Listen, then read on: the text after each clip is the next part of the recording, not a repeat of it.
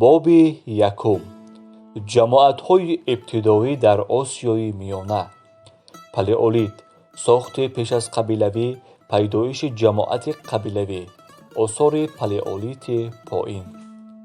Замони пайдоиши нахустин одамонро дар сарзамини Осиёи Миёна ба таври дақиқ муайян кардан хеле душвор аст, зеро осори аз ҳама қадимаи ҳаёти онҳо боқӣ намондааст. ба гумони баъзе олимон, гӯё Осиёи Миёна дар дохили минтақаи одамшавии маймун воқеъ гардида будааст. ҳарчанд ин ақида маъмул ва мақбули умум маҳсуб ёфта наметавонад, бо вуҷуди ин кашфи қадимтарин ёдгориҳои ҳаёти одамиро дар ин сарзамин набояд берун аз имкон донист. соли 1953 Окладников дар руди Унарчаи наздики дарёи Норини Қирғизистон аз девори регии суфӣ қадимаи плейстотесини Миёна қайроқсанги калони дасти инсонрасидаро, ки як тарафи он ба теғи дарозии барҷастаи камонӣ монанд аст, пайдо намуд. Чунин олат дар илми бостоншиносӣ бо номи чоппер олоти қайроқсанг машҳур аст. пас аз чанд соли бозёфти ин олоти қадима дар маҳаллаҳои мухталифи Осиёи Миёна боз 10 макони он кашф гардид.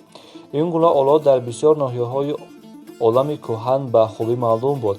қадимтарин маданияти инсонӣ маданияти қайроқсангро тавсиф менамояд.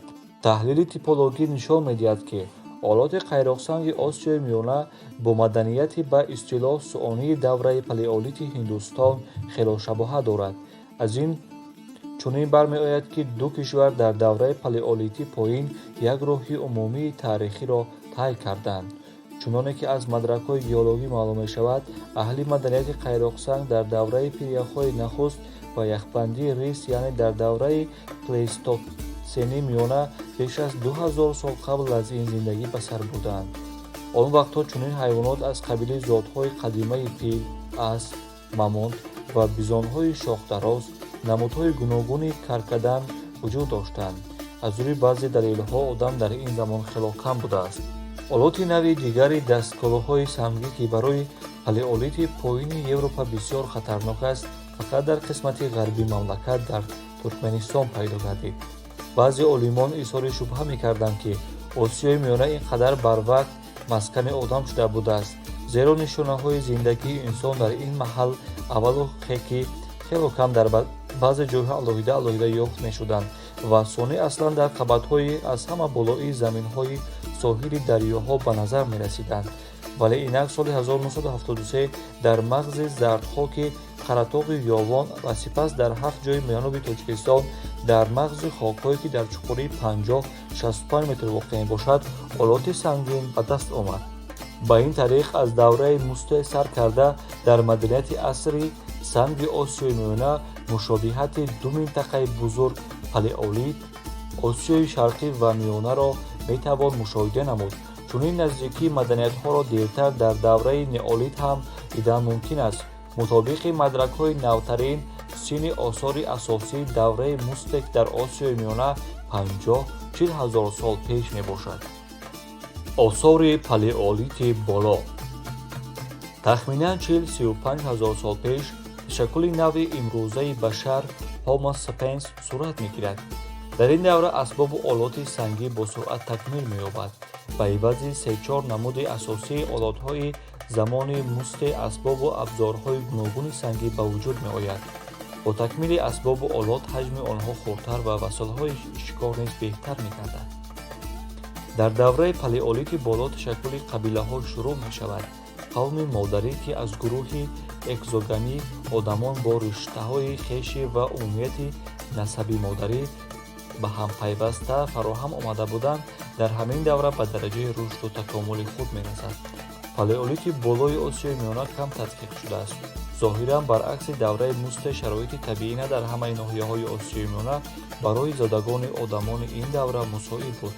муҳимтарин ёдгори палеолити боло қароргоҳи Самарқанд мебошад, ки дар даруни худи шаҳр воқеъ гардидааст.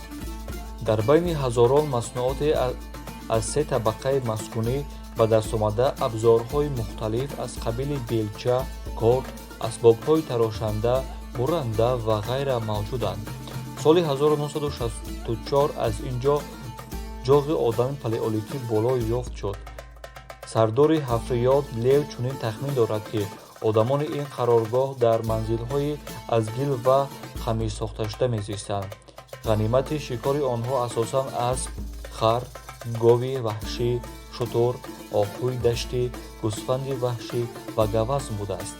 дигар ёдгории палеолити боло маҳаллаест ки бо номи хоҷағор машҳур буда дар водии хурди силсилакӯҳҳои Туркистон дар наздикии деҳаи Чоркӯҳ воқеъ аст.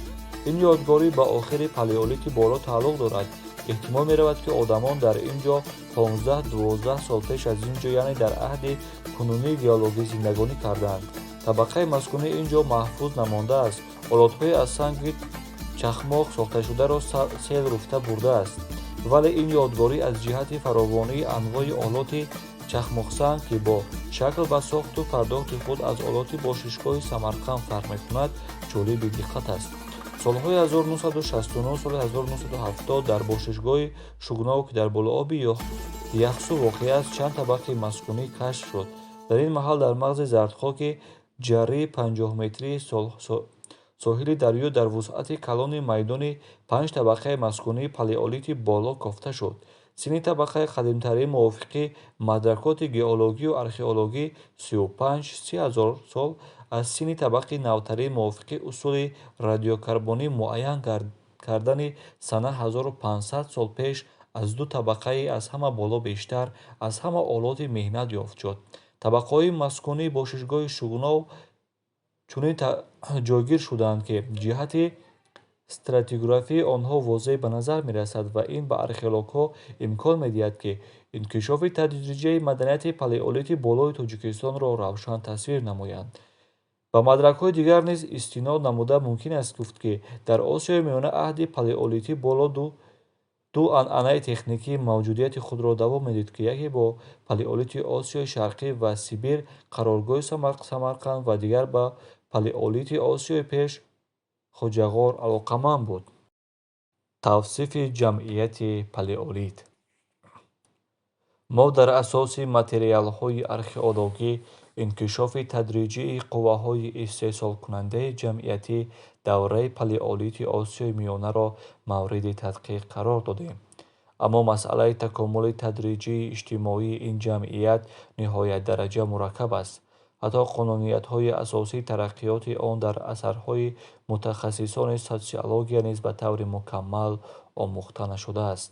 мулоҳиза ва хулосаҳои пешниҳодшуда мавзӯи баҳсу мунозираҳои тундутез гардиданд. масъалаи оид ба хусусиятҳои инкишофи ҷамъияти аҳди палеолити Осиёи Миёна умуман ба миён гузошта нашудааст. агар гӯем ки ҷамъияти инсонӣ бисёртарин қисмати вақти худро дар марҳилаи асри санг гузаронидааст, ин сухани умумӣ хоҳад шуд. дар ин маврид ҷоиз аст ки барои возеҳтар ифода ёфтани матлаб қиёси борҳо истифодашударо биёварем. инак шартан фарз кунем ки тамоми ҳаёти ҷамъиятии инсон бо революсияи кабирии соtsiалистии октябр ҳамагӣ 1 сол давом кардааст. дар он сурат ба одам табдил шудани маймун дар аввалҳои моҳи январ ба вуқӯъ пайваста. давраи ҳукмронии палеолит қариб тамоми солро то 25 моҳи декабр фаро мегирад ва тамоми таърихи ҷамъияти синфии Осиёи Миёна ба ҳузур дар нимсоати охирӣ пеш аз соли нав ғунҷоиш меёбад. ташкилоти иҷтимоӣ дар палеолити поин хело содда ва ибтидоӣ буд. коллективҳои аз ҳама қадим ва нав ташаккулёфтаи одамонро Энглис гала номидааст. ленин ҳам пайи галаи ибтидоӣ ва коммунаи ибтидоиро номбар мекунад. давраи галаи ибтидоӣ давраест ки ҷамъияти инсонӣ ташаккул ёфта асоси асосҳои он фароҳам меояд. дар охири палеолити миёна ва боло ташкилоти қабилавии ҷамъият коммунҳои ибтидоӣ ба тартиби қавмию насбӣ пайдо мешаванд. ин сохти қавмии модарӣ буда ки зан дар мавқеи хело баландро ишғол мекард. муносибати оилавӣ дар доираи никоҳи гурӯҳӣ сурат мегирифт. истеҳсолот коллективӣ буда, вале дараҷаи қувваҳои истеҳсолкунанда ниҳоят паст қарор дошт. ин навъи ибтидоии истеҳсолоти кооперативӣ ё коллективӣ албатта на оқибати умумӣ кардани воситаҳои истеҳсолот, балки натиҷаи заифии шахсият ҷудогона буд. қувваҳои истеҳсолкунанда дар як ҷо намонда ба оҳистагӣ такмил